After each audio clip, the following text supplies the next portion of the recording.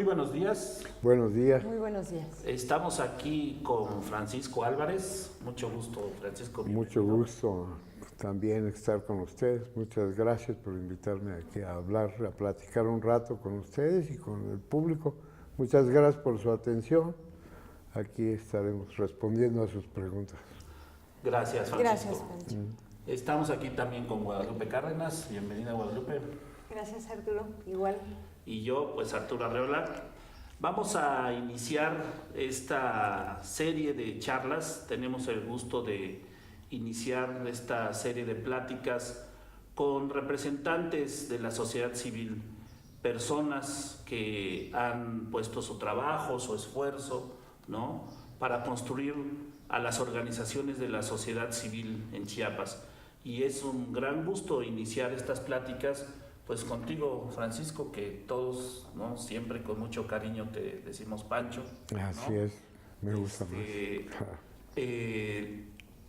Como referente, un conjunto de organizaciones de la sociedad civil, nos hemos puesto de acuerdo en hacer esta tarea de armar una obra, ¿no?, que rescate de alguna manera la gran contribución que las organizaciones de la sociedad civil hemos hecho en estos 40, 50 años para los procesos de construcción social en Chiapas.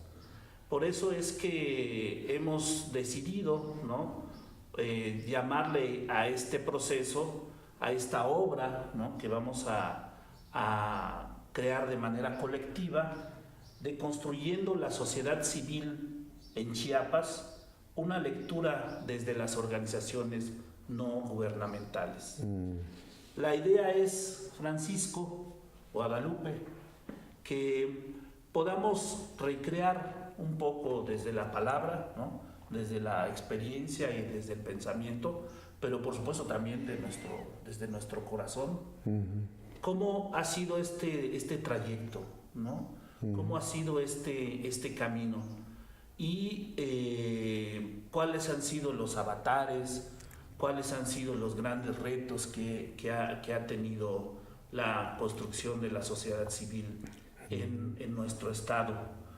Déjanos iniciar, Francisco, con preguntarte lo que quizá poco sabemos. Algunos te conocemos desde hace muchos años, cuando eras estrella de cine, ¿no? Nunca lo Yo siempre tengo ese referente simbólico cuando te vi en esa película Cascabel. Ya, ¿no?, tenía mis años. Ya tenías tus años, ¿no? Que de fondo estaba siempre la fabulosa Facultad de Filosofía y Letras, ¿no? O la selva. O la selva, ¿no? En esas tomas. Pero nos gustaría irnos un poco más atrás, Pancho, porque sabemos que mucha de esta vocación y de este interés por lo social, ¿no?, a veces se captura en los años más iniciales de nuestra vida, ¿no?, en nuestra infancia, en nuestra juventud. Cuéntanos un poco de ella, Pancho. Platícanos dónde naciste, dónde pasaste tu infancia. ¿Cómo fue esa infancia? ¿De qué se enriqueció tu infancia, ¿no?, para convertirte en un promotor cultural, en un activista social? Cuéntanos un poco, Pancho. Bueno, gracias, Lupita. Yo estoy seguro que le va a gustar mucho la respuesta a ella, porque fue, además de mi madre, una mujer muy valiosa, doña Rosa Santamaría Suazo, que le dio asilo a mi mamá. Mi padre era un hombre muy alto, muy fuerte, al cual yo admiraba mucho, pero padecía del machismo que se padece todavía en México, en casi todo el país. Así que mi mamá sufrió en aquellos años y mi tía Rosa, que era la especie de matriarca de Pungarabato, ciudad de Altamirano, Guerrero, donde nació mi mamá también, para después irse a México, pues ella ayudó muchísimo, incluso a mi nacimiento, ¿no? Entonces era mi tía, pero era casi también como mi madre, y era una persona extraordinaria, Rosa Santamaría Suazo. Entonces crecí yo, en primer lugar, con una sensación del sufrimiento de mi madre, sobre todo que también tenía la obsesión de la Segunda Guerra Mundial que acababa. Yo nací en 46, así que tenía poco tiempo que la bomba de Hiroshima y todos estos avatares y la catástrofe se cernía sobre todos los países y había llegado también a sensibilidades como la de mi mamá. Y entonces, pues, yo crecía con esa sensación. Al mismo tiempo estaba Uruchurtu y estaba toda la serie de transformaciones en la Ciudad de México que hacía que las vecindades, que eran lugares casi paradisíacos para mí, porque eran lugares de juego, de intercambios, de una vida en común con los demás inquilinos de las vecindades. Mi tía era la portera de una de esas vecindades y había patios y había apariciones y veíamos a La Llorona y teníamos una serie de historias y una serie de aventuras que eran fabulosas. Crecí también, parte de mi vida, cuando eran las vacaciones, me iba a Altamirano Guerrero, o me iba a Michoacán, o me iba al Estado de México, o me iba a Xochimilco para adentrarme con la gente, conocer también la botánica y todas esas cosas me fascinaban. Tenía yo títeres, hacía muchísimas cosas de las que ahora hago supuestamente como adulto, pero que ya en la infancia, pues yo creo por el mismo ambiente que se daba en esas vecindades, pues me fue formando ahí, ¿no?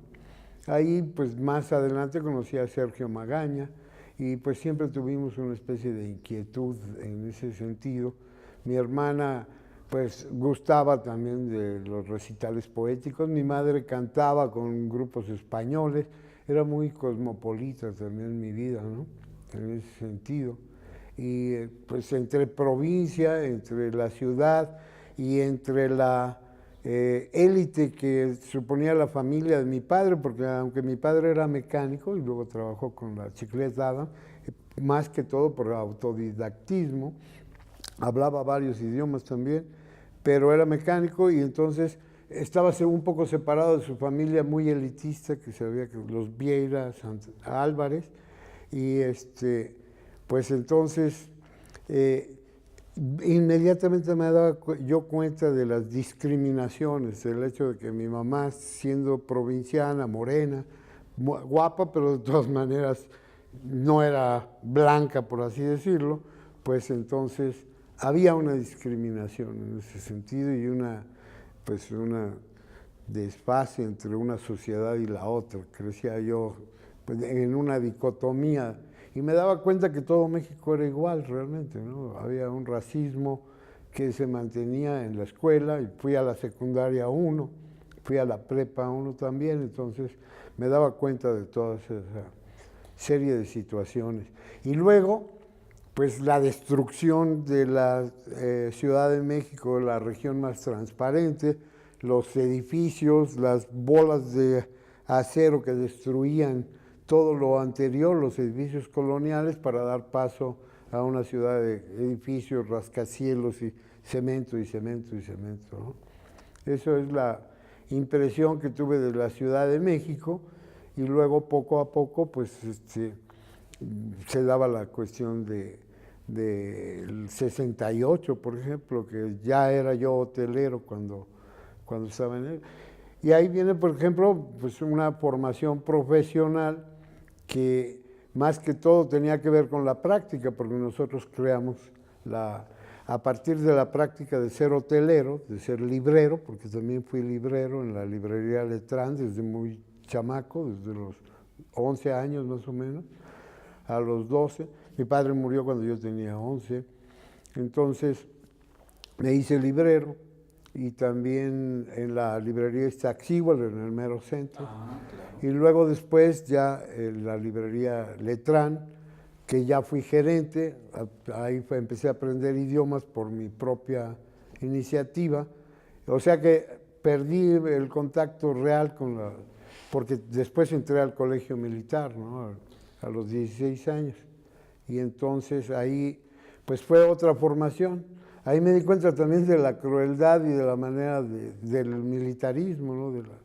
de la educación militar, del fascismo y de todas estas cosas, porque pues las potradas y toda esa cuestión de que ya le pertenecía yo al ejército en vez de pertenecerle a la familia o a mi matria y mi patria, decía el comandante del cuerpo de cadetes, era el colegio militar, ¿no? Y yo sentía que no era mi vocación la carrera de las armas. Yo había entrado ahí más que todo porque era yo hábil para manejar el caballo y que quería entrar en caballería. Y mi mamá quería que yo fuera presidente de la República a través de ser diplomado, diplomado del Estado Mayor, ¿no? Ella tenía mucha fe en que podía alcanzar yo puestos muy importantes, porque ella ya estaba trabajando en la presidencia de la República como secretaria, evidentemente, de uno de los departamentos de correspondencia. Pero uno de los tíos que estaba en intendencia insistía en que yo fuera militar y pues ahí me fui en esa. ¿Y cómo veías, Pancho, en esos años 60, ¿no? Sí. ¿Cómo veías, por un lado, este crecimiento económico del país que se reflejaba en la Ciudad de México, ¿no? Esta industrialización y modernización del país avasallante, ¿no? Con la cultura y el territorio, con muchos significados en ese sentido, pero también estos movimientos sociales que empezaron a emerger en esos años, ¿no? Los médicos, los ferrocarrileros, y que culminan con el movimiento estudiantil en el 68. Cuéntanos un poco cómo veías eso, esta politización de la ciudadanía, ¿no? Al fin y al cabo, ¿no? Representada por gremios en ese entonces. ¿Cómo la viste? ¿Cómo la viviste? ¿Qué sembró en ti ese proceso de politización del país? En esa época, en el que también pues había guerrillas, ¿no? En algunos estados del país. Guerrero, sí. En Guerrero, especialmente, ¿no? Y rondaba por muchos lados pues el triunfo de la Revolución Cubana, ¿no? Sí, ¿Qué también. nos cuentas? Bueno, de todo eso te voy a decir que tuve una maestra, Aide Álvarez, que fue la autora de un libro de gramática y lengua española, que me pidió que leyera e ilustrara el Quijote de la Mancha. La lectura del Quijote de la Mancha para mí fue muy importante. Y también, pues durante el tiempo que estaba en primaria, salí con buenas calificaciones y me enviaron de viaje a Oaxaca. Entonces conocí profundamente el estado de Oaxaca durante más de un mes de viaje casi didáctico con profesores y con todo esto, que me enseñaron lo de Juárez y todos los movimientos allá. Y mi maestra Aide Álvarez me habló mucho acerca de Juan Nepomuceno Álvarez, que contribuyó mucho a la independencia de México después de haber sido esclavo de su propio tío Nepomuceno, y etcétera, y donó su gran fortuna, porque era una especie de personaje mitológico de novela de Jean Valjean, ¿no? Eso del Montecristo, porque regaló todo el estado de Guerrero y el estado de Michoacán, y entonces, por ejemplo, por eso se llama Atoyac de Álvarez.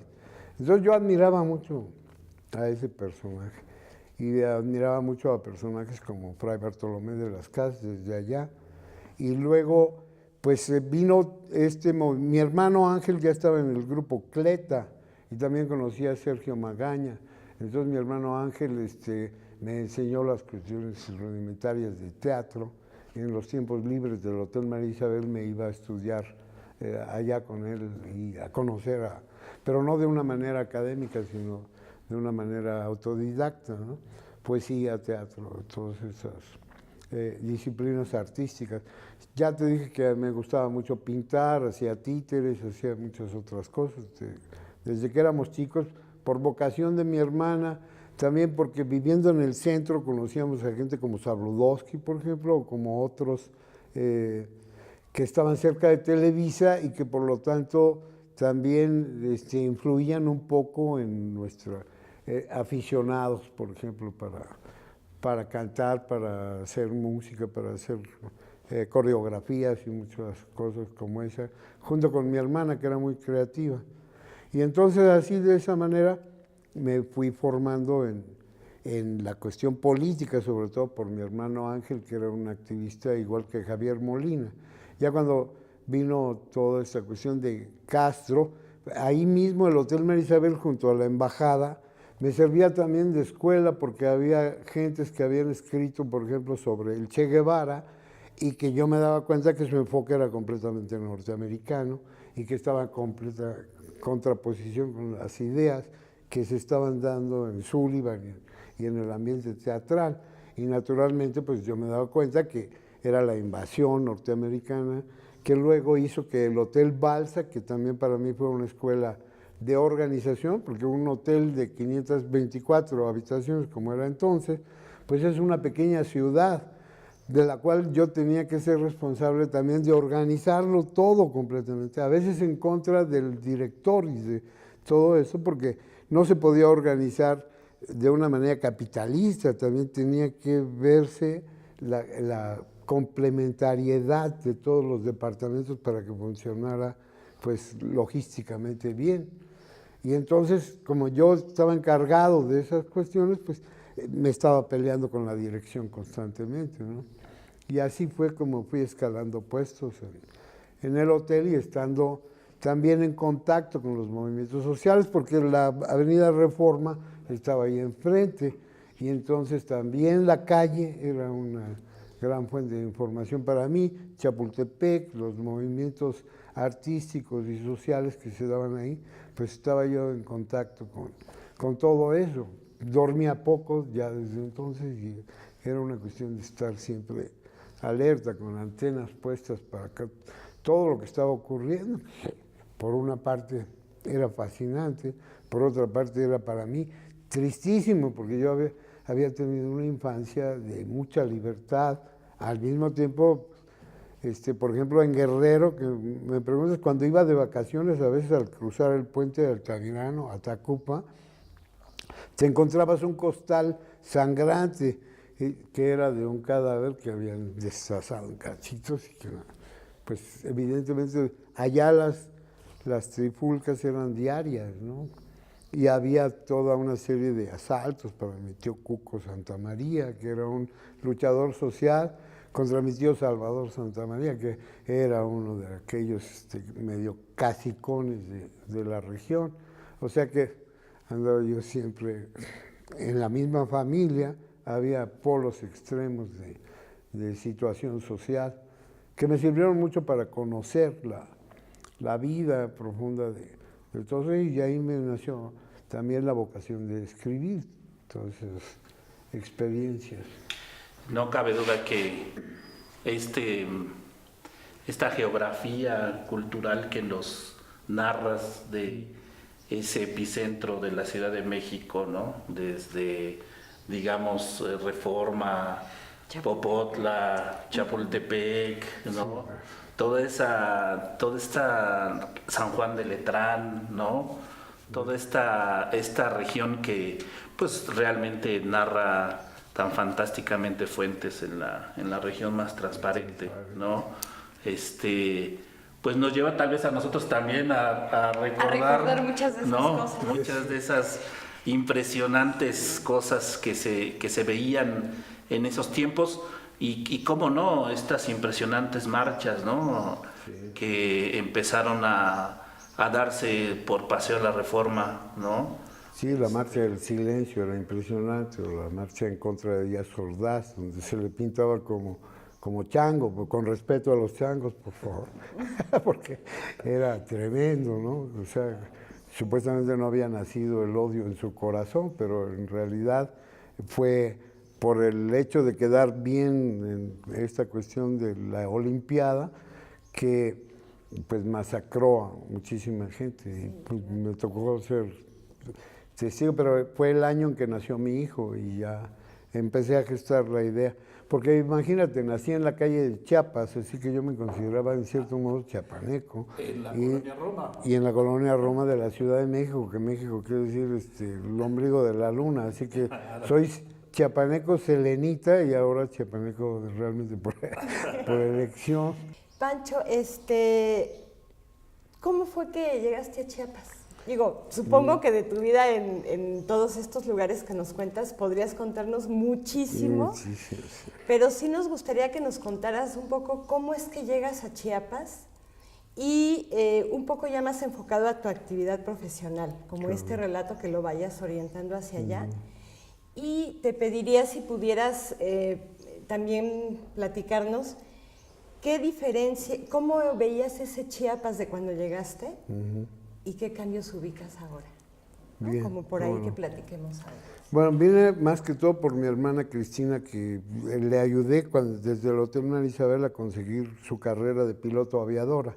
Ella vino volando acá, y bueno, ahí hay miles de anécdotas, pero te diré que por ese viaje en el que ella se quedó en la casa del profesor Moscoso, ya vine a conocer y a montar un restaurante, porque no había, y ella ya estaba trabajando cuando vino para acá con el Ángel Robles en lo que era el PRODES, el Programa de Desarrollo de Chiapas. Así que cuando vine ya ella estaba ubicada allá y yo vine más que todo a ayudarle a montar un restaurante por la cuestión de la gastronomía y las cuestiones del Hotel María Isabel. Entonces, pues ya me empecé a adentrar en la vida de mi hermana acá y decidí que era el mejor lugar. Le llamaban el Shangri-La mexicano a San Cristóbal y hablaban muy bien de ella los viajeros que yo conocía en México, así que dije definitivamente nos vamos para allá. Así que hice todos los arreglos, renuncié al hotel y me vine. Ya no soportaba ni el tráfico ni el ambiente de la Ciudad de México. Después de haber pasado de Tlatelolco, pues me deprimía yo con frecuencia. Y la Ciudad de México ya para mí era la premonición de lo que vino a ser después. Y en cambio San Cristóbal pues era toda la oportunidad y la aventura, el adentrarme a la selva, muchas otras cosas que me empezaba a gustar mucho, y mi hermana ya tenía amistad con Nacho Chacón y con el Ángel Robles, así que lo más natural fue que después de formar el restaurante vino la inundación en 1973. Ahí llegaron poetas, llegaron amigos, llegaron organizadores sociales, llegaron gente como Juan de la Cabada, llegaba Laco Cepeda, llegaba un gran contingente de personas, inclusive también ingenieros, el ingeniero Briceño y otras gentes también de PRODES, y armé un restaurante en el que la plática continua era, pues ahí se dirimían casi todos los asuntos políticos y sociales, más todavía que en las oficinas del PRODES y otro, el lugar donde remataban era el restaurante. Y mientras estaba la inundación, pues era casi, que duró casi, pues 43 días y 43 noches en 1973, creo, sí, por esa. Y entonces, pues, la intimidad de amistad que se hizo entre todo ese personal, Chente Kramsky, los hermanos Urbina, y pues llegaba Elena Poniatowska, llegaba un montón de gentes que ya conociendo San Cristóbal, pues querían ver qué era lo que iba a suceder con esa situación. También el doctor Velasco Suárez era muy amigo de mi hermana también, y salvó a mi sobrino de una enfermedad cerebral que le causaba una parálisis, y pues el agradecimiento con él y otras cuestiones así me hizo estar cerca de él. Así que cuando entré a trabajar al Centro de Investigaciones Ecológicas como coordinador de apoyo logístico, entonces pues tuve oportunidad de viajar por todo el estado, de ir a los miércoles de la selva con el gobernador, de conocer a los lacandones profundamente, y bueno, de ahí viene toda una serie de historias que culminan, por ejemplo, en ese libro, El Sistema Alimentario de los Mayas, ¿no? Pero ya antes, en ese tiempo, pues ya estaba yo en contacto con las comunidades, con los viajes que yo hacía, con las exploraciones que hacía en selva o en ruinas o en esa cuestión para conocer algo más sobre lo que me fascinaba de la cultura maya, porque yo lo que quería hacer era desmentir a von Däniken diciendo que los mayas se habían extinguido, cuando todos los mayas que viven en Chiapas, en Yucatán y Quintana Roo, él los ninguneaba como si no existieran o como si fueran escoria de los otros que según él se habían ido al espacio exterior en un cohete Saturno V. Bueno, para desmentir a eso, para hacerle caso a mi hermana, para poner un restaurante, me vine a Chiapas y desde entonces pues aquí ya me establecí. Oye, Pancho, por lo que nos cuentas, tú has tenido ya en Chiapas mucha relación con muchos sectores muy diferentes, ¿no? Pues por un lado, personas del gobierno, de oficinas de gobierno, artistas, escritores, en las comunidades, ¿no? Entonces, ¿qué significó eso en tu vida? Haber tenido esta diversidad de relaciones, ¿te marcó en algo en tu desempeño profesional que llevas ahora? ¿Qué fue eso para ti? Pues yo porque, creo que sí. perdón, pero no muchas personas tenemos oportunidad de establecer esa diversidad de relaciones. Sí. Y yo pienso, por eso te lo pregunto, que es muy importante, porque para la construcción de la sociedad civil en Chiapas, eso es un elemento, un factor que no tenemos muchas organizaciones. Ajá. Bueno, en realidad no sé, porque algunas cosas me parecen como marcadas por el destino. Por ejemplo, el hecho de conocer a Rosario Castellanos y a Jaime Sabines desde la Casa del Lago, que me llevó mi hermana, la piloto aviadora, pues es fortuito. Un poema de Jaime Sabines a mí me salvó la vida, porque yo me había enamorado de una muchacha chiapaneca de la costa que era cafetalero, su papá, y era muy rico, y me desdeñó completamente, haciéndome, pues humillándome, realmente diciendo que yo ni estudiaba cuando era el que mejores calificaciones tenía en la secundaria 1. Pero eso me deprimió de tal manera que me iba a suicidar cuando escuché a Jaime Sabines, cuando Rosario Castellanos más me provocó todavía la cuestión por eso de la lamentación de Dido, ¿no? Y porque el dolor y qué otra cosa soy más que el dolor, me ha hecho eterna, y pues yo ya estaba a punto de suicidar, regresé y pum, pero oigo a Sabines con esta esperanzadora de si uno pudiera encontrar lo que hay que decir cuando todas las palabras se han elevado del campo como palomas asustadas, y pues entonces me siento liberado, siento que la poesía me puede servir muchísimo para quitarme las depresiones y para saber que se puede ser creativo en la vida, ¿no? Y superar los dolores y las cuestiones emocionales a través de la creatividad. Entonces el arte se convirtió para mí en una cuestión medular y pienso yo que toda la sociedad debería practicar las artes de una o de otra manera, ¿no? Y eso mismo desde allá, de la Ciudad de México, el hecho de haber tenido profesores que amaban la cultura prehispánica, pues también influyó mucho en que estudiara yo la Teotihuacán, que estudiara yo también con un sueño de venir a conocer en vivo a las culturas descendientes de los olmecas y de los mayas, ¿no? Entonces eso hizo que me entusiasmara más por llegar acá y también conocer su forma de organizarse, su forma de vivir, su forma de pensar, su cosmogonía, y me fui adentrando en todos esos temas de una manera muy ecléctica y además pues dispersa, porque sí, la verdad de las cosas es que soy muy disperso. Un rato estoy en una cuestión, lo que no me ha permitido realmente ser académico, ¿no? No he podido realmente sistematizar mi manera de ir aprendiendo, de ir conociendo, de ir construyendo. Y un poco, ya que tocas este punto, Pancho, que actualmente en esta práctica profesional tuya como activista social, ¿qué sientes que te falta o que te ha faltado en estos años y qué te sobra? Bueno, siempre me ha faltado justicia social, que es lo principal. Eso es, yo pienso que no se puede ser feliz si no todos somos felices, ¿no? Es lógico. No se puede egoístamente dedicarse o incluso abstraerse y ponerse en la montaña, ahí como porque hay veces que lo he pensado, ¿no? Ser una especie de gurú y ponerme en la montaña y ya que me llegue el alimento nada más.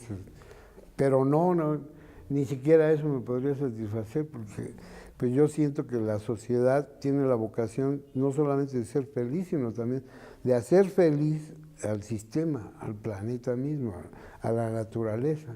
Pienso que el hombre tiene esa misión, esa visión de ir transformando gradualmente, optimizando las circunstancias para que pues fluya la felicidad, que para mí es realmente el objetivo de vivir, ¿no?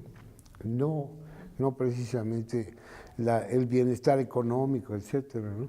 De lo que he aprendido más que todo en las comunidades es que el sentido de pobreza no existe mientras hay una comunicación profunda con la naturaleza y además la convicción y la autonomía de trabajar para crear esa situación de armonía con la naturaleza, de que todo está bien, con frugalidad, sin excesos, etcétera, pero en un ambiente feliz, en un ambiente de autonomía para todos, de justicia también, ¿no? Y de armonía, lo que ellos le llaman el canel o el equilcus lejano. Una vez que conocí esa dimensión del bien vivir, pues entonces me di cuenta de los valores que tiene el Popol Vuh, y entonces ya leí el Popol Vuh con otra mirada y con la convicción de que es una serie de lecciones que están mimetizadas, pero que sirven para adentrar en toda la gente que lo lea una visión más en armonía con la naturaleza, ¿no? Y animista, es decir, en realidad todo lo que existe tiene espíritu y por lo mismo pues merece la felicidad. Bien, continuamos con esta increíble y sorprendente entrevista. Ojalá no piense que es mentira.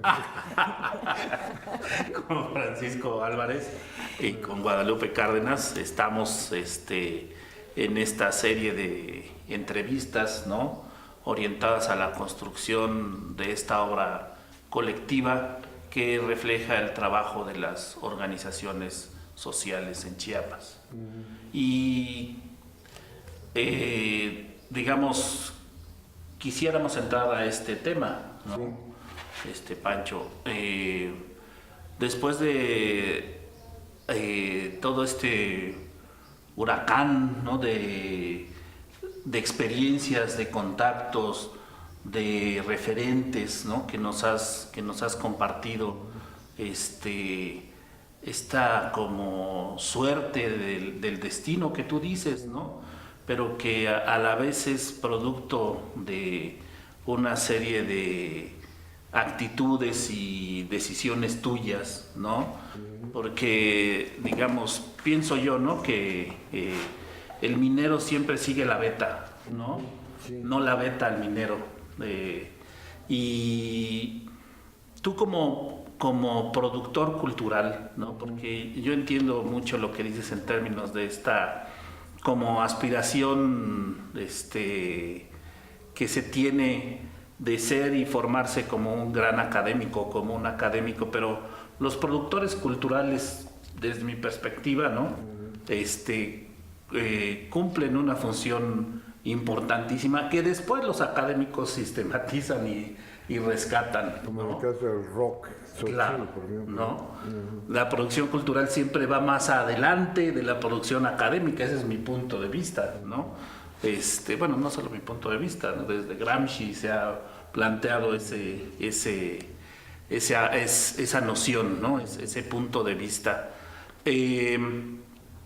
Cuéntanos un poco tu trabajo ya como productor cultural, ¿no?, como productor y promotor cultural, ¿no?, en Esnasi Bajom. ¿Qué deciden, ¿no?, qué decides tú o qué decide un grupo de compañeros contigo para crear Snacks y Bajón? ¿Cuándo lo deciden hacer o cuándo tú te decides sumar a este proyecto? ¿Qué alcances en ese inicio pensaban que tendría su proyecto como organización de la sociedad civil? Y sobre todo me interesa mucho que nos cuentes cómo era el contexto de la sociedad civil en Chiapas cuando ustedes deciden formar Snacks y Bajón. Bien, pues tuvo que ver con la literatura, porque el hecho de conocer a Jaime Sabines y a Rosario Castellanos, que había trabajado en compañías para hacer el Petul, por ejemplo, y que lo hizo con el padre de Juan de la Torre y con Pedro Hernández y con otros, con Anselmo Pérez, que yo conocí y traté en vida, que fue el primer presidente de Snacks y Bajón, pues decidieron formar un grupo de personas. Cuando se cumplieron 40 años de investigaciones de instituciones como la Harvard y otros en México, asistí al simposio y ahí los compañeros de Snacks y Bajón, Anselmo, Juan y Mateo Pérez Pérez, Juan de la Torre López, plantearon el hecho de que ellos habían estado y muchos otros compañeros de las comunidades habían dado informaciones durante años y las investigaciones iban a los otros países, pero no regresaban a la comunidad y menos en su propio idioma.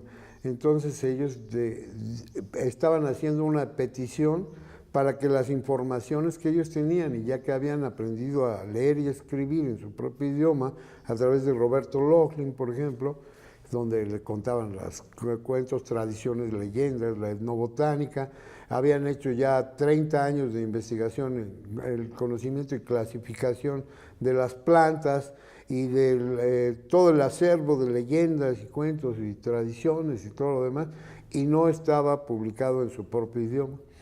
Entonces decidieron quejarse en ese momento y elevar una petición para que hubiera un apoyo. Entre esos apoyos se logró el de Jaime Sabines y el de Marta Turok, que ya para entonces yo conocía, y de Juan Bañuelos, que también colaboró en la formación primera de en las primeras pláticas para que Jaime apoyara con la edición de 9 libritos y Marta Turok después esos mismos libros en la Culturas Populares, cuando ya fue directora de Culturas Populares.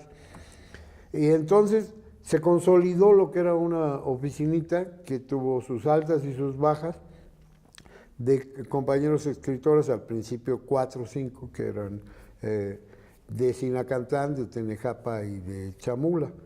Y también había unos dibujantes y un mestizo, el profesor de la Rosa, que pues me decidieron también a ayudarles a producir las primeras publicaciones, que eran unas revistitas y dibujadas y armadas en un respirador y todas esas cuestiones, para formar las primeras publicaciones, ¿no? Y ya de ahí, pues ya empezamos a formalizar un proyecto para empezar a solicitar de una manera ya más formal apoyos para seguir trabajando en la cuestión del guiñol, en la cuestión del... ya cuando fui a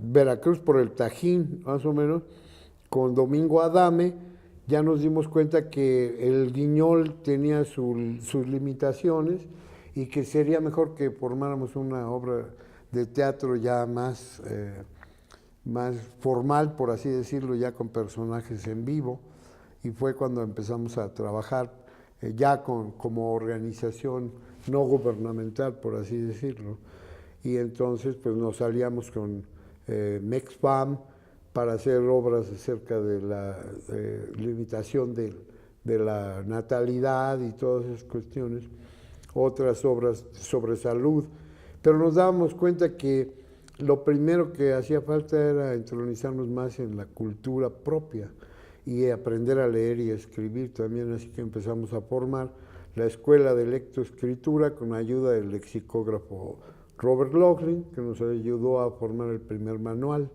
de lectoescritura en su propio idioma. Y al principio, pues, la gente era una cultura ágrafa, de oralitura, que para mí está muy bien, porque ya me encanta también el hecho de que una motivación como un códice o una vasija pintada te motive para poder hablar mucho sobre el tema, ¿no? Pero también era necesario que se grafiara, y como ya se había perdido todo el lenguaje en sílabas y en grafías dibujadas, pues entonces no había más remedio que adaptar el alfabeto común, el alfabeto árabe, ¿no? El que usamos.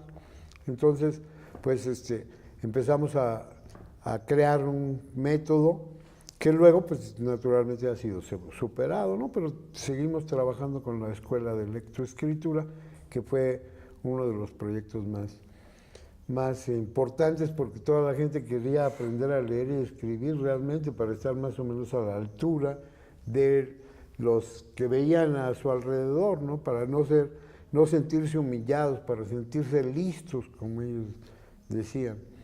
Y entonces nos dimos cuenta que el hecho de trabajar en el desarrollo de su propia cultura significaba también control de su propia cultura, control también de su desarrollo. Y es lo que no ha tenido como visión el gobierno, porque desde el principio, desde que yo estaba en los primeros días de Snacks y Bajón, era notable el hecho de que en realidad se buscaba que desapareciera, ¿no? Y las experiencias que había tenido yo en la selva, que les habían querido quitar incluso la vestimenta, que les impedían incluso el uso del idioma porque los iban a considerar guatemaltecos. Y bueno, la serie de tragedias que vi también con Ríos Montt y todas esas cuestiones, pues dije yo, es la cultura la que tiene que conducir todas estas cuestiones hacia una verdadera vida buena o buena vida, ¿no? ¿En qué año se funda Snacks y Bajón? Fue oficialmente en 1983, pero ya en 1981 teníamos estas pláticas previas, ¿no? Y ya se había hecho la pequeña oficina por acá, por el centro de San Cristóbal, y ya se habían producido los primeros textos, pero en 83, el 23 de mayo de 83 fue cuando ya se hizo el acta de formalización de Snacks y Bajón. Y en esos años, ¿habían ustedes tenido aquí en Chiapas algunas otras ONGs o organizaciones sociales como referentes que les hayan, digamos, apoyado, ayudado, o por lo menos servido de inspiración para organizarse ustedes? No, pero vimos, por ejemplo, a Chip Morris con su trabajo de textiles. Incluso aquí trabajamos mucho tiempo en la cuestión del catálogo de textiles, y veíamos que se estaban organizando las tejedoras para poder vender sus productos a mejores precios, a coleccionistas, etcétera. Entonces nos dimos cuenta que organizarse era básico. Esa sería uno de los primeros Najolovil, pues, las casas de las tejedoras. Y eso fue la primera acercamiento a una ONG que hayamos tenido, y veíamos que era exitosa porque recibía apoyos del exterior y porque también las mujeres estaban muy entusiasmadas con la venta de todas las cuestiones. También con Luis Contreras, que empezaba a formar también en el medio textil y en el medio de la alfarería, en Amatenango, por ejemplo, para poner los hornos y todo, pero todo era en base al apoyo que FONART les podía dar. No eran completamente organizaciones no gubernamentales, pero actuaban como tal, más o menos. Entonces ya cuando llegó Ruth Lambert, es que nos empezamos a dar cuenta que había otras organizaciones, y fue cuando nos asociamos. Pero eso fue en la época de Pablo Salazar Mendiguchía, ¿no? Sí, Cuando empezaba su gobierno, que él precisamente nos indujo a unirnos, él y el obispo Samuel Ruiz, porque también veíamos la organización de la iglesia y las cuestiones que estaba haciendo con los niños y con la educación desde la más elemental, ¿no? Entonces pensamos nosotros que sería conveniente formar una asociación de educación, de formación y de recopilación, y empezamos a pergeñar la misión, el rescate, la preservación y el desarrollo de la cultura como un movimiento del renacimiento de la cultura maya, porque siempre hemos tenido ese parámetro bueno, no es que todo tiempo pasado haya sido mejor, pero en el caso de la cultura maya hubo un momento de auge que no ha sido completamente recuperado, como para tomar todos sus valores, reinterpretarlo, darle una hermenéutica que sea funcional para las sociedades actuales, y más ahora que está desapareciendo el ambiente, ¿no? Sabiendo que ellos tuvieron experiencia entre la desaparición de ciudades completas y nuevas formas de adaptarse a la vida y a la selva, ¿no? Eso para nosotros sigue siendo un paradigma, y queremos formar el Instituto de Ciencias y Artes Mayas de Chiapas de acuerdo al artículo 169 de la OIT, donde sea la gente maya la que tenga control sobre su propia cultura, pues, que tengan sus instituciones y sus formas de desarrollar sus artes y sus ciencias, ¿no? Y afortunadamente hay pues, artistas que ya están surgiendo en grandes cantidades, ¿no? En todos los ámbitos, también profesionistas, y gente que ha planteado muchas cosas. ¿Y cómo articulas o cómo tú podrías ayudarnos a reconstruir toda esta década de los 80s, ¿no? Que de alguna manera es el preludio organizativo al levantamiento zapatista del 94, y que finalmente pone en el centro el tema cultural, ¿no? En una de sus dos, digo yo, falsas vertientes, ¿no? Porque una es, digamos, la producción cultural que hacen los pueblos, ¿no? Como una práctica social, y la otra es esta como producción cultural que se les atribuye a ciertas élites intelectuales, de creadores, de artistas, ¿no? En realidad, pues sí, ambos son expresiones culturales, ¿no? Pero en el 94 la que se pone en el centro, ¿no? Es la reivindicación de esta producción cultural de los pueblos originarios. Tú nos dices que desde el principio SNA, ¿no? Se rebeló ante estos intentos de asimilación cultural que se tenían entonces para los pueblos originarios, ¿no? La propuesta, de alguna manera, entiendo, de SNA surge como una contrapropuesta a esa política del Estado y del mercado, ¿no? De asimilación de los pueblos originarios. En estos años 80, ¿no? Hasta antes del 94, ¿no? ¿Cómo era ser de la sociedad civil, ¿no? Ahora que ya pasó el tiempo, ¿no? ¿Qué representaciones significativas tenía eso, ¿no? ¿Será muy libre? ¿Será muy perseguido? ¿No les hacían caso? ¿Había muchos fondos? ¿Cómo eran los años 80? Muy difícil. En 74, por ejemplo, se formó una gran reunión que convocó Samuel Ruiz, ¿no? Y la gente estaba aquí retadísima por ese levantamiento, puesto que ya estaban reivindicando, exigiendo, pues, cuestiones de rigor justiciero en todos los ámbitos, ¿no? Prodech era un meollo de de esas quejas y de esas...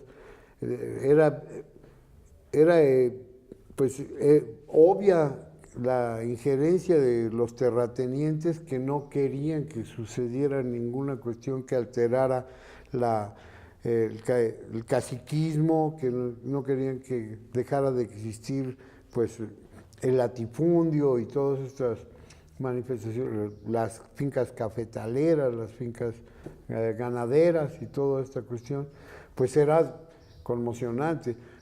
En aquellos tiempos a los indígenas se les bajaba de las banquetas completamente, ¿no? Entonces fue gradual el cambio hacia una visión, pues digamos, más en convivencia, pero también la llegada de mucha gente de fuera contribuyó a que se vieran más cuestionados todas estas cuestiones racistas, ¿no?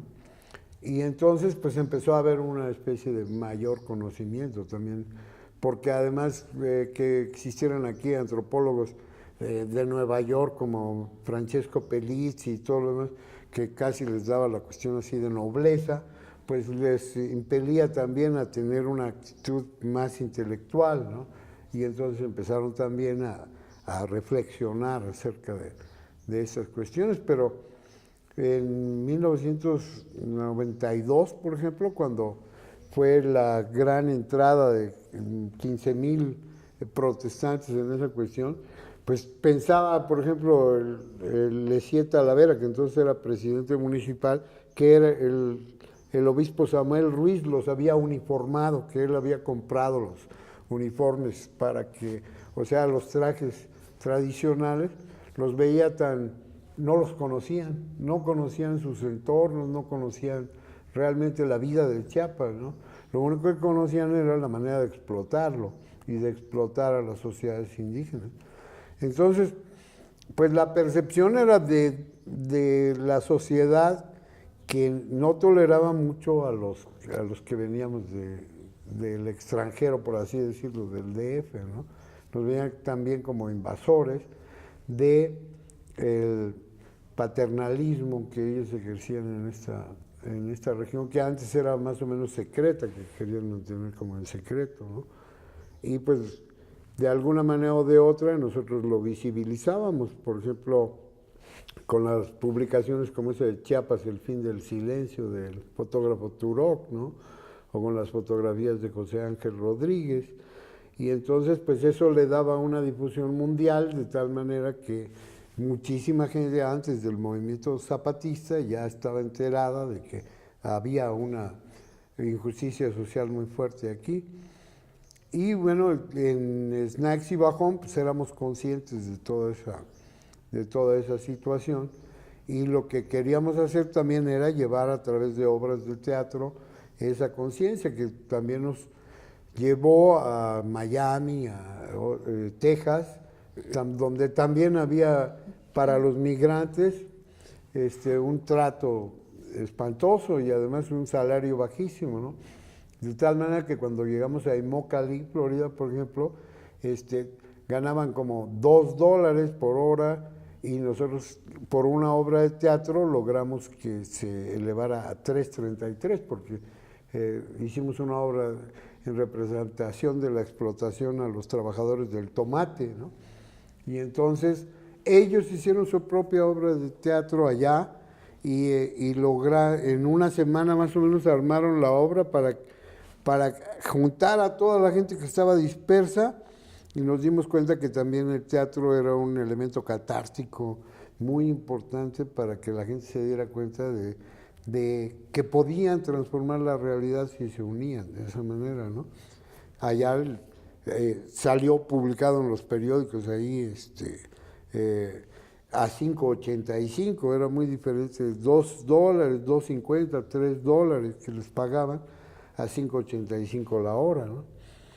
Y así también recibimos gran difusión en los Estados Unidos, más apoyo de parte de esas organizaciones, y nos empezaron a hacer caso en la Ford, nos empezaron a hacer caso en la Rockefeller.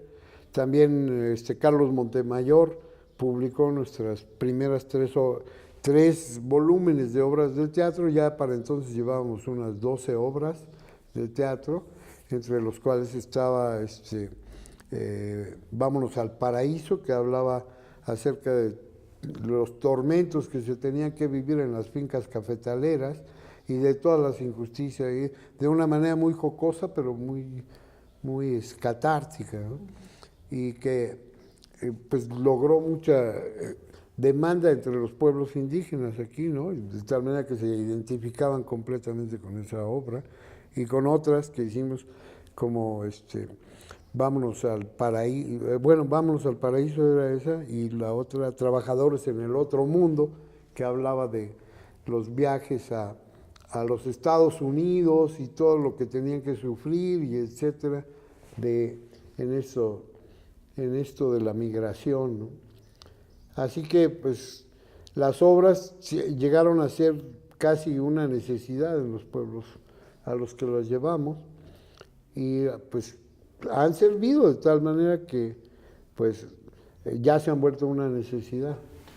Además de que el teatro tiene esa facilidad en esos tiempos que no había energía eléctrica en muchas comunidades, ¿no? Que no había, digamos, espacios como ahora, ¿no? Que a fuerza está como uno pensando en qué proyectar o qué usar como electrónicamente. El teatro tiene esa facilidad, ¿no?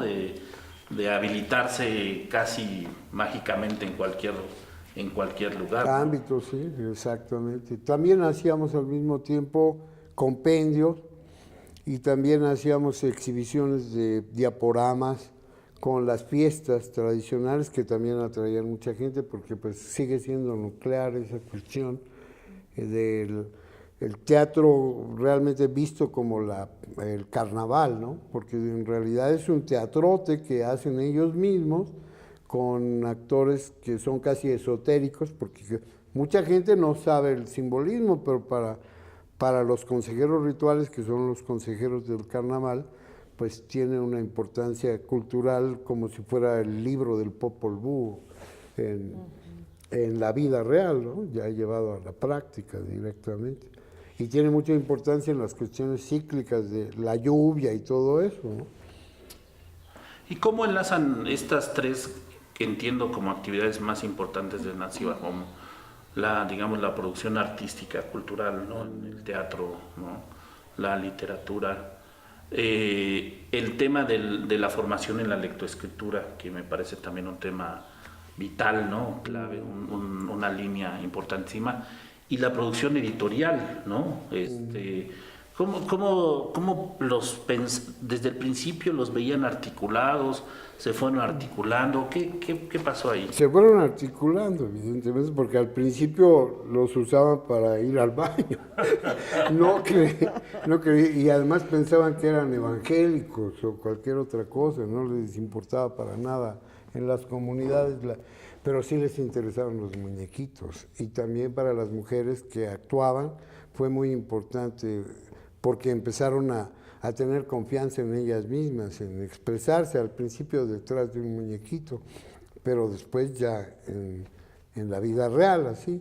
Y al principio también, para el pueblo mismo, el hecho de que una mujer interactuara con hombres actores y anduviera viajando con ellos, era una cuestión moral, pues, anómala. Por decir poco, porque en realidad en algunos pueblos realmente donde había un paternalismo y un machismo muy fuerte, pues las consideraban muy mal. Pero eso fue cambiando al darse cuenta que, pues, al contrario, se volvieron prestigiosas, ganaron premio de Ciencias y Artes, y, bueno, primero el premio Chiapas, que fue Petrona de la Cruz. Luego ellas formaron sus propios grupos de teatro para apoyar a las madres solteras que llegaban acá o a mujeres ya más encaminado a eso. Uno de los problemas que ha tenido SNA es que han cambiado dirigencias donde todavía prevalecen ciertas visiones machistas, ¿no? Y entonces esa razón hizo que en aquel momento ellas se separaran y tuvieran su propio grupo, pero resultó exitoso y finalmente pues aprendieron de ambas partes, ¿no? Así.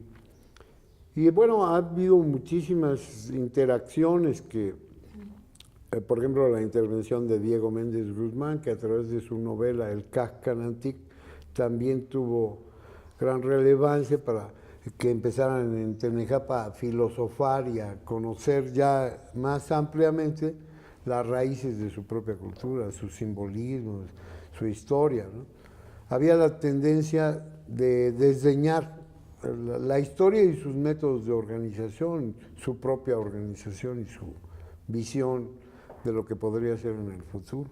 Y a través de la novela, literatura y todo lo que, pues se dignificó la presencia maya y ya tiene pues una importancia, trascendencia que ellos mismos le pueden dar o que le pueden quitar, ¿no? Como ya eso es dependiendo de la idiosincrasia y de la decisión de cada pueblo o de cada comunidad, porque también difieren mucho una comunidad de otra a veces, ¿no? Aunque hay una cierta cultura homogénea, pero no es lo mismo Nachig que la cabecera municipal de Sinacantán.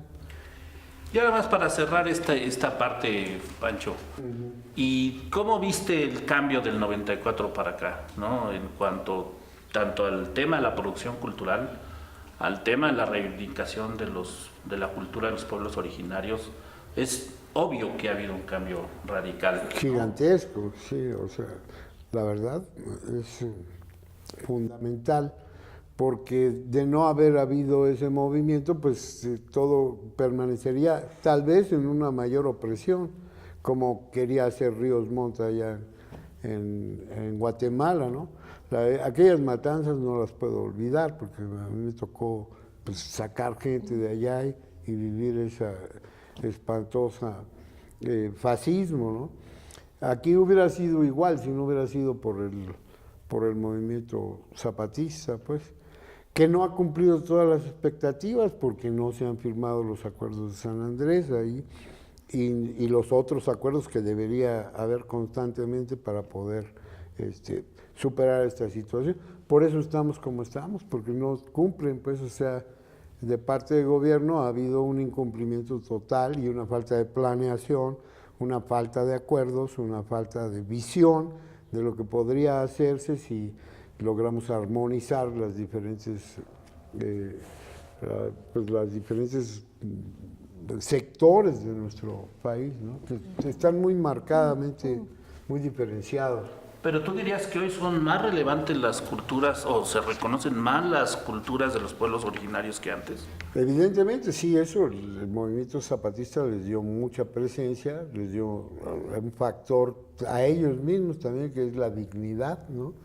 Y ese sentido inapelable de justicia y otra cuestión también de perseguir la utopía constantemente. Los jóvenes están con esa idea constante, ¿no? Por lo menos los jóvenes que nosotros tratamos, porque también hay el otro sector, el sector de los que se sienten abrumados porque se sienten pobres y llegan casi a extremos de suicidio. El número de casos de jóvenes que intentan suicidarse crece en los lugares más empobrecidos porque se ven frustrados de no poder alcanzar los parámetros. En cambio, los que tienen conciencia de la dignidad de su cultura o los que ven futuro en la preservación de su cultura, pues tienden a ver la vida con mucho mayor optimismo, porque se sienten pues autónomos, se sienten además valorizados en su propio ser individual y como pueblo, ¿no? Y ejercen esa cosa que se llama canel, que es el amor no romántico, sino el amor comunitario, que también implica la pareja, implica los cargos religiosos o los cargos civiles, implica el compromiso con la comunidad, ¿no? Y pues empiezan a vislumbrar, por ejemplo, los becarios a los que Snacks y Bajoma apoya para que terminen su carrera al final, cuando ya se ven muy constreñidos que tienen que hacer su tesis, pues conseguimos que les dieran una beca para que terminaran su carrera y ellos tienen toda la intención de volver a su pueblo para aplicar su carrera, aunque tal vez no lo vayan a hacer en el futuro, pero esa es su intención primaria, para cambiar las condiciones de su pueblo realmente, ¿no? Para cambiarlas para bien y conseguir eso que hemos hablado tanto, que es el buen vivir. Entonces, por una parte, quienes están en contacto con su cultura y eso, porque no siempre es posible abarcar todos los sectores de las sociedades indígenas, pero tienen una esperanza de esa visión que decía Galeano, de perseguir siempre la utopía. Después de una utopía viene otra y otra, hasta que pueden continuamente superarse, ¿no? Se vuelve a esa cuestión que se llama la toltequidad, dar lo mejor de uno mismo, con la mejor intención, con la visión colectiva que va a servir para todos y para su propio desarrollo, y se va a poder liberar su nahual, que podría haber sido brujo, o podría ser malvado, lo van a poder liberar a través de buenas acciones para beneficio de toda la gente, ¿no? Esa es más o menos la tendencia. Ok. Pancho, tú nos has contado ya de varios retos que han ido enfrentando a lo largo de estos años en Esnacibajón. Por ejemplo, esto de los trajes, ¿no? De querer borrar esta parte cultural de los pueblos originarios y cómo Esna tuvo que presentar esta contrapropuesta ante eso, ¿no? Pues ahí hay un reto, un desafío muy grande que ustedes tuvieron que afrontar. Lo de las mujeres, por ejemplo, ¿no? El hecho de que las mujeres actuaran, como eso fue otro reto, supongo, para ustedes como organización. Actualmente, en este contexto actual que tenemos en Chiapas, sobre todo para la cuestión cultural, ¿cuáles son los retos que ustedes como organización vislumbran para lograr esto que nos contabas ahora? Este sueño, es hacia donde quieren ir, esa utopía, ¿cuáles retos tendrían que estar enfrentando? Bueno, tendríamos que conseguir la comprensión de las autoridades educativas, sobre todo porque está siempre dentro del ámbito de la educación, para que realmente se dieran cuenta de la importancia que tiene la preservación de las lenguas, de los conocimientos. Por ejemplo, mira, desde 1999 hicimos este Encuentro Indígena de las Américas, donde se trataron temas fundamentales que son la territorialidad, la autonomía, cuestiones que ya los zapatistas habían planteado, pero que vinieron desde la Patagonia hasta Alaska, para poder hacer un encuentro donde se plantearan de una manera pues breve por la exposición de cada uno, pero muy nutrida de opiniones. Esta actitud ya está en toda América, ¿no? Y se han repetido, ya ahorita va a haber 15 encuentros, y hay muchos otros, no nada más el que comenzó en esta emisión del Encuentro Indígena de las Américas. También está la Universidad Intercultural de Chiapas, que está produciendo toda una serie de jóvenes que van a tener que enfrentar retos como los que tiene Esnacibajón, crear sus propios espacios culturales, tener dominio de ellos, y uno de los retos está en que no le quieren dejar a los pueblos indígenas o a los intelectuales orgánicos, que así les llaman, manejar su propia cultura conforme ellos tienen concebido, pues, con sus instituciones, sus formas institucionales, con su cosmovisión entretejida con la cosmovisión de la modernidad, porque pues los sinacantecos han demostrado que se puede desarrollarse siempre en concordia con la situación dominante. Cierto que muchas veces se tiene que ser más que diplomático para lograr apoyos de eso, pero de todas maneras son en constante cambio de acuerdo a los cambios económicos, a los cambios sociales. Por ejemplo, es evidente que cada vez van mejorando los DSCAI, los derechos económicos sociales, ya lo están viendo en las comunidades como de una manera que antes no existía completamente. Ahora lo ven desde que son jóvenes, desde que son niños, ¿no? Y entonces toman una elección: o nos vamos a lo tradicional, como hacen algunas mujeres.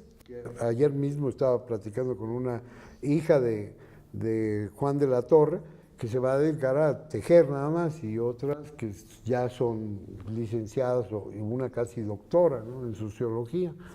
O sea que ahí hacen su elección, ahí dicen cuál les conviene más para el desarrollo de su pueblo. Y bueno, de esas opciones son las que ahorita está luchando Snaxi Bajón, porque queríamos hacer el instituto, después de ganar el Premio Nacional de Ciencias y Artes, ya estábamos encaminados a tener el Instituto de Ciencias y Artes Mayas y Zoques. Pero resulta que como había necesidad de dinero para la currícula de la Universidad Intercultural, nos quedamos sin ese apoyo que supuestamente iba a ser para crear ese espacio. Ahora lo que queremos hacer, pues, es consolidar esa idea.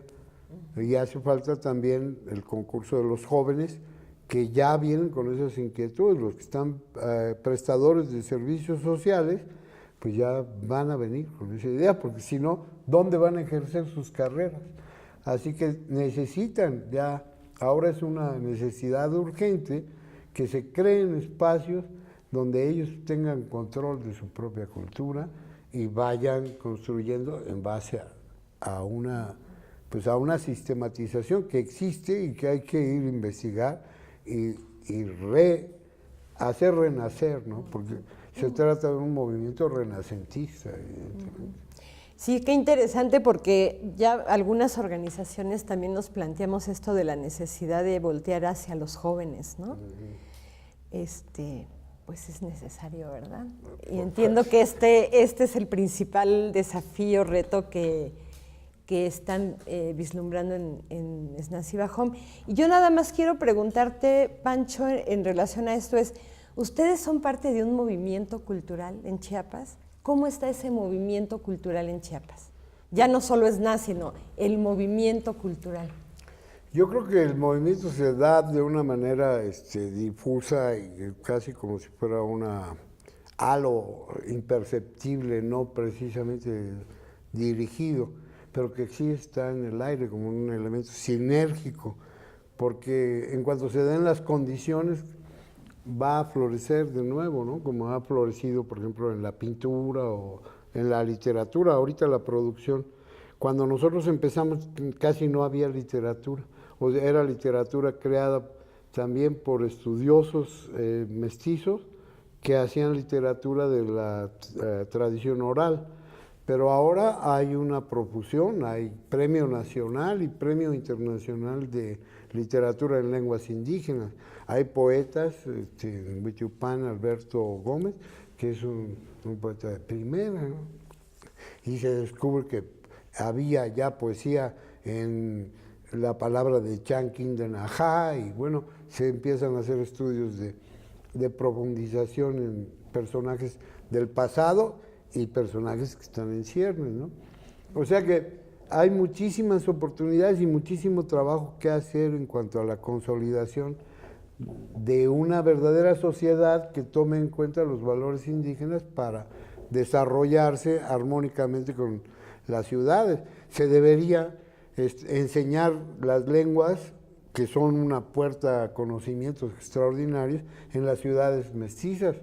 ¿Cómo es posible que los indígenas tengan que aprender español y corto además y sin todos los conceptos, cuando también haría falta que aprendieran aquí para que aprendieran los conceptos y ganarían 8,000 años la cultura mestiza si pudiera asomarse siquiera un poco a las culturas indígenas, ¿no? Sí, tal vez ahí hay otro reto, ¿no? Otro desafío para el movimiento cultural, cómo construir una verdadera interculturalidad en un estado como Chiapas, ¿no? Haz de cuenta que se necesitaría hacer diccionarios, pero en uso, ¿no? Para que aprendieran el uso del idioma, de los conceptos antiguos, de la cosmovisión, y se intermezclara con los conceptos y los mitos actuales, porque también estamos llenos de mitos en la supuesta modernidad que estamos viviendo, ¿no? Siempre ha sido lo moderno,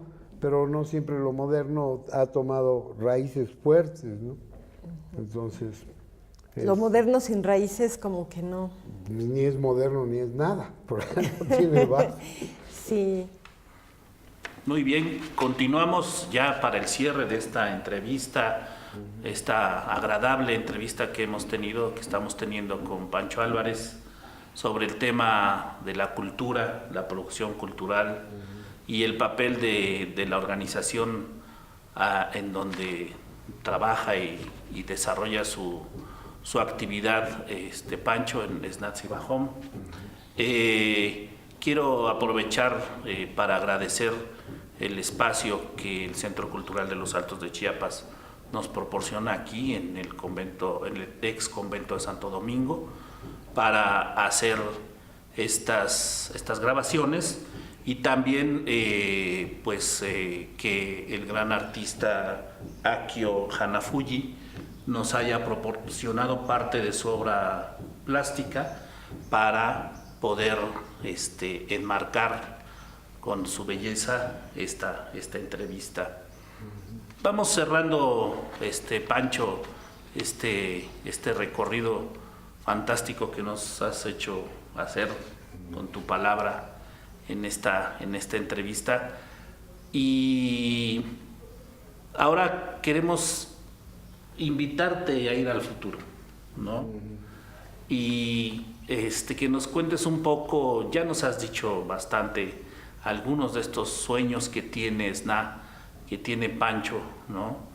De cuáles son los cambios, ¿no?, que tú crees que el trabajo de SNA, ¿no?, van a tener un efecto muy importante en los próximos años, ¿no? Todo este esfuerzo que han hecho, cómo se va a concretizar en el futuro. Pero también, ¿cómo piensas tú que en los próximos 10, 20 años, ¿no?, va a transformarse el movimiento cultural, ¿no?, enmarcado, enraizado en los pueblos originarios aquí en Chiapas y en general en toda América Latina? Cuéntanos.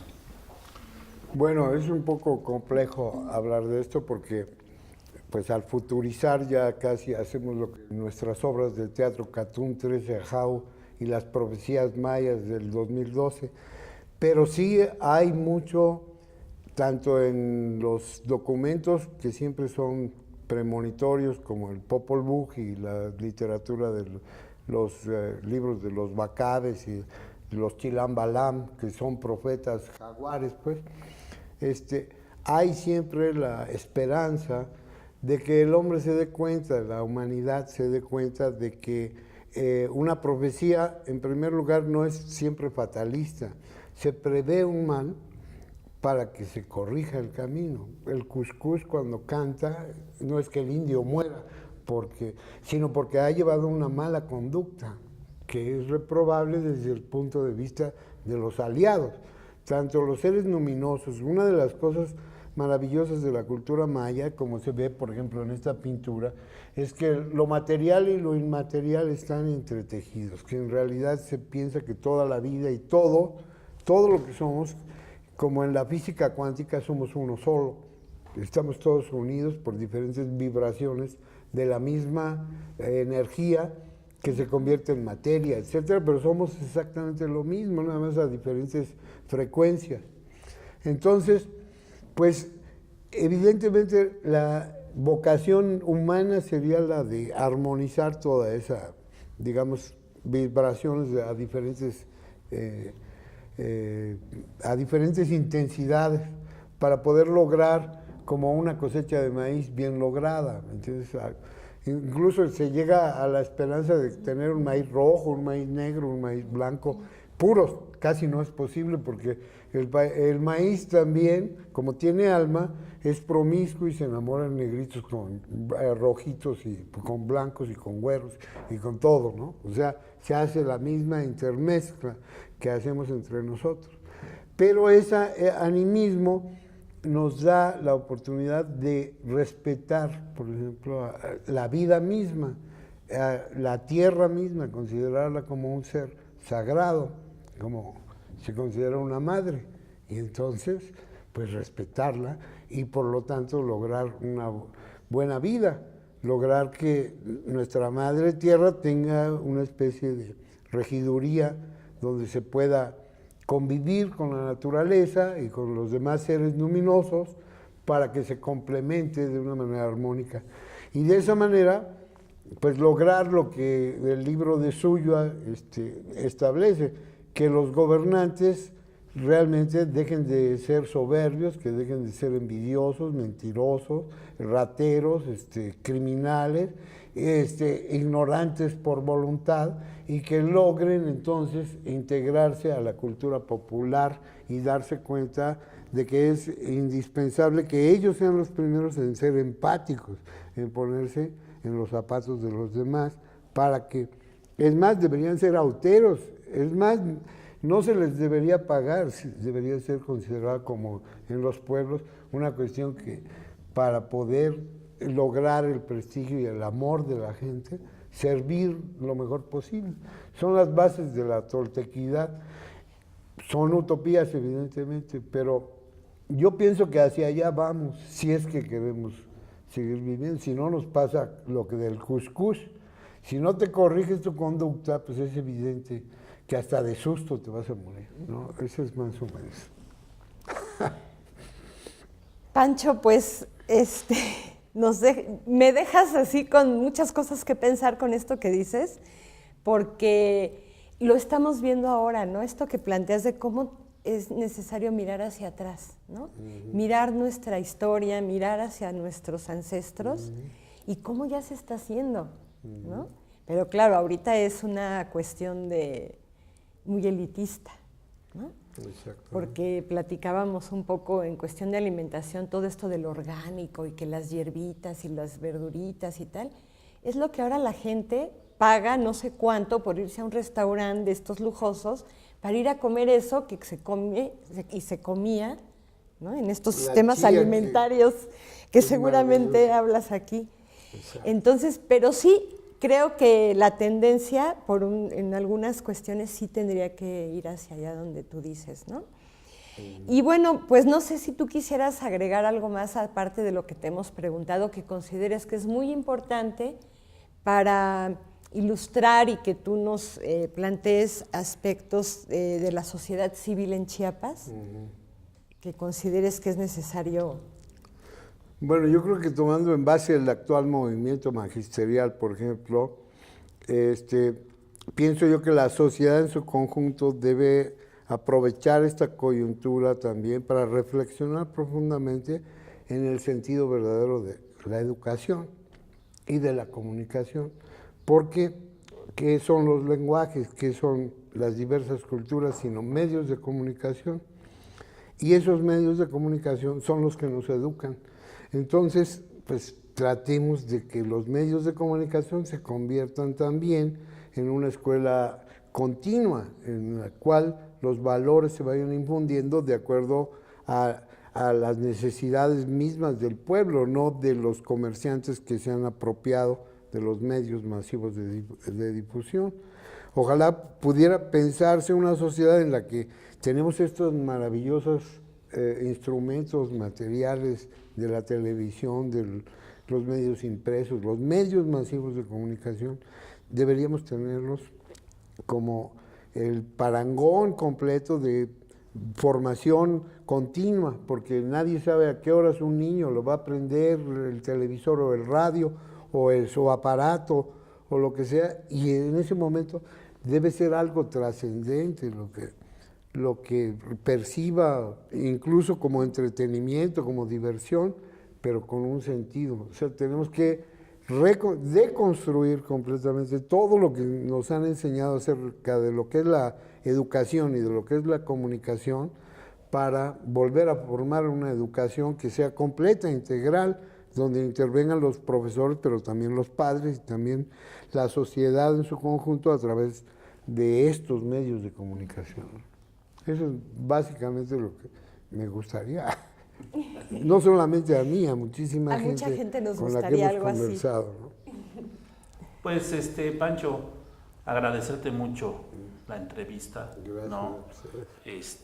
Realmente, bueno, no sé, estoy seguro que también Guadalupe, Claro. hemos pasado una sesión extraordinaria, al conocerte un poco más, ¿no? Bastante más, como dice Guadalupe, se incrementa nuestra admiración y reconocimiento. Muchas gracias, me siento un poco abrumado por eso, pero la admiración la siento yo por ustedes, ¿no? Bueno, Mis maestros. todos nos admiramos, ¿no? Quisiera pedirte, ¿no? Que nosotros imaginamos esta publicación, esta serie de videos, ¿no?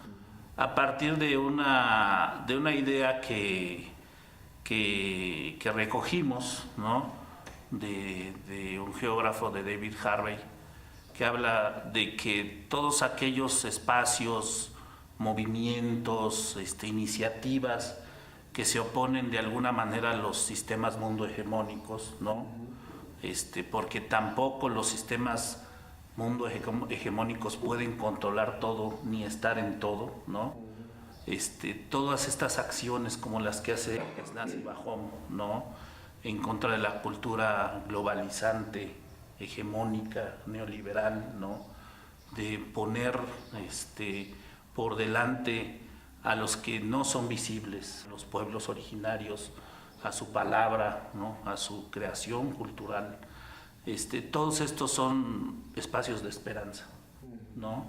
Entonces, nos gustaría pedirte que cerráramos esta entrevista, que nos compartieras a nosotros y a las otras organizaciones sociales de Chiapas y de cualquier parte del mundo, ¿no? Un mensaje de esperanza.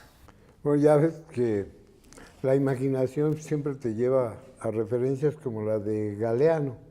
Siempre hay una utopía realizable que una vez ya realizada te da espacio para otra utopía, porque todo es perfectible y todo es, pues, de esta manera, pues la misma creación siempre va hacia la perfección, ¿no? Es una cuestión inevitable, pero también me pongo a pensar en Woody Allen cuando dice esa cuestión, la esperanza es esa cosa sin plumas. Y cuando veo un ave que nace como un colibrí o como una guacamaya, como una de estas aves de Australia, que nacen como unos polluelos que en realidad cuando los ve uno, pues, está la esperanza, ¿no? Dices, ese polluelo deforme con los ojotes hinchados y toda la cuestión.